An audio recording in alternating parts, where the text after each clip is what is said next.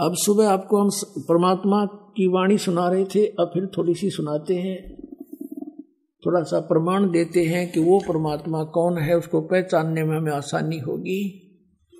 पुण्यात्माओं, सौभाग्य आपका, सत्कर मान लेना। आप बालक हो, दास ने इस ज्ञान को गहराई से जाना है, भगवान को भी अच्छी तरह पहचाना है। और आप कितनी पुण्यात्मा हो, लाल को पता नहीं होता अपनी कीमत का, जौहरी जानता है। धन आपको जो इस समय में जन्म मिला, मनुष्य का धन है। आपके माता पिता जिनसे जन्म हुआ, सत्कर मान लेना।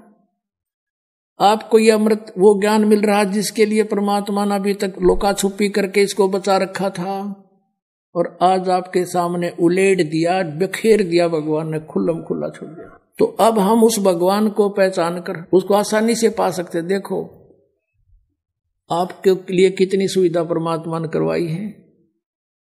जो सुविधा आपको इस सतलोक आश्रम बरवाला में परमात्मा गॉड गिवन आपके पास है, इस पृथ्वी पर नहीं मिलेंगी पुण्यात्माओं, सत्कर मान लेना। कारण क्या है? क्योंकि वो सुखदाई परमात्मा है, उनसे अपने बच्चों का दुख देखा नहीं जाता। उसको मालूम है कि ये काल ने पीस रखे हैं, आपस में घर घर में आग लगा रखी है। सास और बहू की लड़ाई, ननंद और बहू की लड़ाई, जेठ जेठानी की लड़ाई, आपस में पति पत्नी का झगड़ा, छोटी छोटी बातों पे इनको इतना परेशान करवा रखा है कि सोच नहीं सकते हम। जब हमें ज्ञान होगा, जब पता चलेगा हम क्यों लड़ाई जा रहे हैं। तो वहां दुखी, फिर कोई रोग से दुखी, कोई किसी शोक से दुखी, कोई शरीर से, कोई और कारणों से सो टेंशन हमारे ऊपर ठोप रखी है। और फिर परमात्मा आपके लिए कितनी सुविधा इन दासों के द्वारा, आपके भाई बहनों के द्वारा आपकी सेवा में सब आते, मैट बिछाते हैं, बढ़िया भोजन की व्यवस्था करते हैं। सर्दी का मौसम है, सारी सुविधा आपको प्रदान करवा रखी है। और ऊपर से ये अमृत बरसाते हैं कि मेरे बच्चे ध्यान से सुने, समझे, मेरे को पहचान सकें। ये इंस्ट्रूमेंट दिए दाता ने, ना ये मैन आदमी की डिस्कवरी नहीं है, ये इंटरनेट बनाना और ये प्रोजेक्टर बनाना, ये पहले इंसान यही थे। एक रेडू में 6 खेचर जोड़ के और रथ बना कर घसीटे अंडा करते थे। ना कोई सड़क बनानी आया करती, ना कुछ और, बस इन्हें टाइम पास कर रहे थे। और अब ये माइंड परमात्मा ने दी ही बुद्धि, कोई ने सोचा जीव बना देगा कंप्यूटर और ये इंटरनेट सैटेलाइट। ये उस दाता ने इसलिए दिए थे कि मेरे बच्चे मुझे पहचान लेंगे। पहले तो स्वयं मालिक आए थे, एक समय में, एक दिन में वो परमात्मा न जाने कितनी जगह प्रकट हो जाया करते थे। और आज उसने ये दास भेज दिया अपना, और ये इंस्ट्रूमेंट लगा दिए, ये मीडिया बनवा दिया भगवान ने। सन 1995-94 से पहले पुण्यात्माओं ये कहाँ थे, ये मीडिया कहाँ था, ये चैनल आजकल चल रहे न्यूज चैनल और ये साधना जैसे पवित्र चैनल, ये कहाँ थे, कुछ जाना भी ना था। इसीलिए परमात्मा ने ये दिए एडवांस में कि करो, आओगा हमारा समय।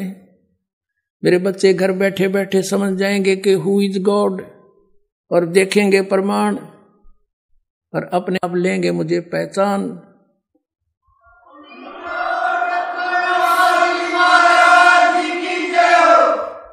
तो पुण्यात्माओं, पहले हम देखो ज्ञान नहीं था, जब फिल्म देखा करते, VCR हुआ करते, और इतनी बड़ी बड़ी कैसेट हुआ करती, जूता जोड़, और 3 घंटे की एक हुआ करती, और ले आते 100 रुपये किराया लिया करते। सन 85-84 की बात है ये। किराए पे लाते और सारा परिवार बैठ के देखा करते। 100 रुपये लाग रहे हैं, तीनों फिल्म देखेंगे 9 घंटे की। सांझ ने बैठ जाते चला के शाम के समय, और चाय बनवाए, जंदर पिए, जंदर दांदरे काटे, जन्नू देखे जाते बैठे बैठे। कुछ लेना न देना, सारी बकवाद इकट्ठी करा करते।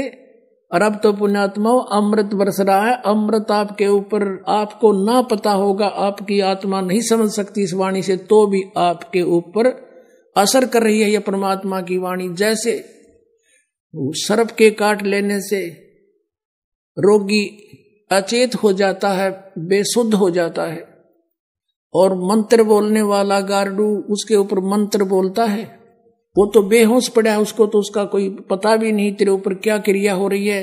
और उस मंत्र का प्रभाव, उस वाणी का प्रभाव जो उसने सिद्ध कर रखी है, उसके शरीर के ऊपर काम कर रही है, वो विष को उतार रही है वो, और वो सचेत हो जाता है। इसी प्रकार हमारे ऊपर, आपके ऊपर पाप कर्मों का विष चढ़ा हुआ है, और यह परमात्मा की वाणी तो सब सिद्ध है, इसको सिद्ध करने की आवश्यकता नहीं। तो आप ना समझ सकते इस वाणी को, तो भी आपके बहुत से कर्मों के विष को ये काट रही है, आपको निर्बल बना रही है। तभी तो यहाँ आने के बाद दूसरी तीसरी सत्संग सुनते ही अपने आप चेतन हो जाता वो प्राणी, और मान लेता कि सचमुच ये साची है। नहीं, पहले दिन उसको सारी झूठी लगती ये बातें।